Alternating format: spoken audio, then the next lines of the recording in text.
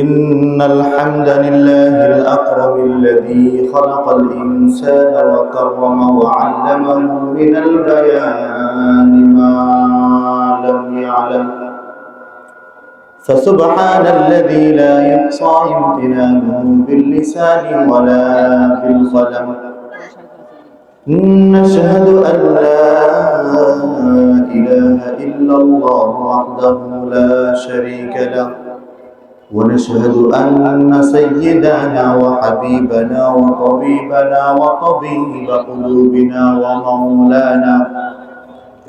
ومولانا محمدا عبده ورسوله الذي أرسله بالحق بشيرا ونذيرا وداعيا إلى الله بإذنه وسراجا وقمرا منيرا أما بعد فقد قال الله تعالى في كلامه المجيد والفرقانه الحميد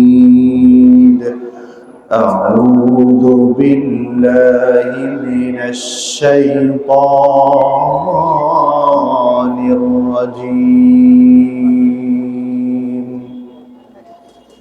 بسم الله الرحمن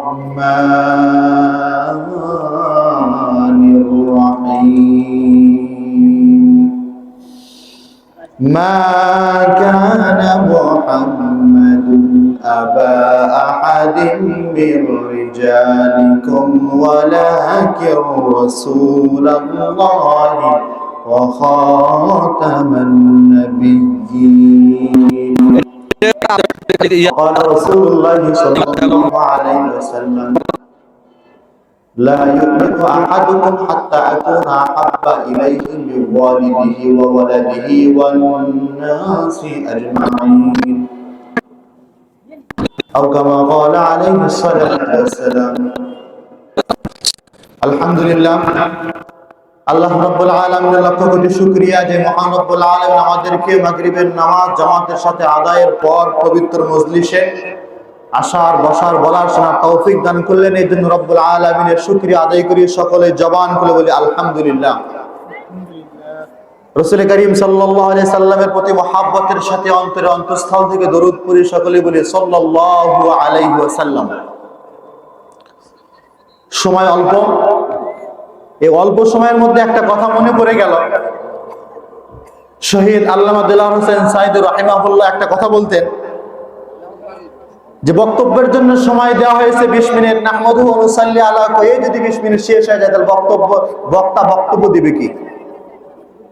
এজন্য সংক্ষিপ্ত করে অল্প কিছু কথা বলার চেষ্টা করব ইনশাআল্লাহ। পৃথিবীতে আদম আলাইহিস সালাম থেকে নিয়ে মুহাম্মদ সাল্লাল্লাহু আলাইহি সাল্লাম পর্যন্ত যত নবী রাসূলকে আল্লাহ রাব্বুল আলামিন পাঠিয়েছিলেন তার একটাই উদ্দেশ্য, সেটা হলো পথ ভোলা মানুষদেরকে পথের দিশা দেওয়া। আদম আলাইহিস সালাম থেকে নিয়ে মুহাম্মদ সাল্লাল্লাহু আলাইহি ওয়াসাল্লাম পর্যন্ত যত নবী রাসূলকে আল্লাহ পাক রব্বুল আলামিন পাঠিয়েছিলেন সকলের একটাই কথা ছিল, কুলু লা ইলাহা ইল্লাল্লাহ তুফলিহু, যে তোমরা বলো লা ইলাহা ইল্লাল্লাহ তাহলে তোমরা সফলতা অর্জন করবে।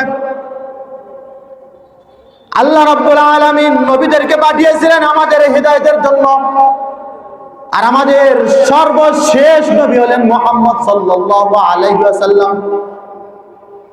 আদম আলাইহিস সালামের মাধ্যমে নবুয়তের সূচনা হয় আর নবুয়তের শেষ হয় মুহাম্মদ সাল্লাল্লাহু আলাইহি সাল্লাম পর্যন্ত। মুহাম্মদ সাল্লাল্লাহু আলাইহি সাল্লামের পরে আর কোন নবী পৃথিবীতে আসবে না। এইজন্য রাসূল করিম সাল্লাল্লাহু আলাইহি সাল্লাম দুনিয়ার থেকে যাওয়ার আগে হাদিস বলে দিয়েছেন যে আমার পরে নবুয়তের মিথ্যা দাবিদার 30 জন আসবেন। এই পর্যন্ত 28 জন হয়ে গেছে। এই 28 জনের মধ্যে একজন হচ্ছে গোলাম আহমদ কাদিয়ানী। গোলাম আহমদ কাদিয়ানী নিজেকে নবী বলে দাবি করেছে, অথচ আমাদের নবী মুহাম্মদ সাল্লাল্লাহু আলাইহি সাল্লাম বলে গেছেন আমার পরে আর কোনো নবী আসবে না।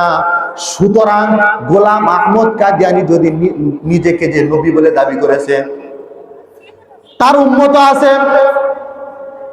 আমার কথা হলো, নবীর পরে যদি কোনো ব্যক্তি নিজেকে নবী বলে দাবি করে, তাহলে তার থেকে সে যে নবী এর প্রমাণ চাওয়া যাবে না, সে বিনা প্রমাণে বিনা বিচারে কাফের।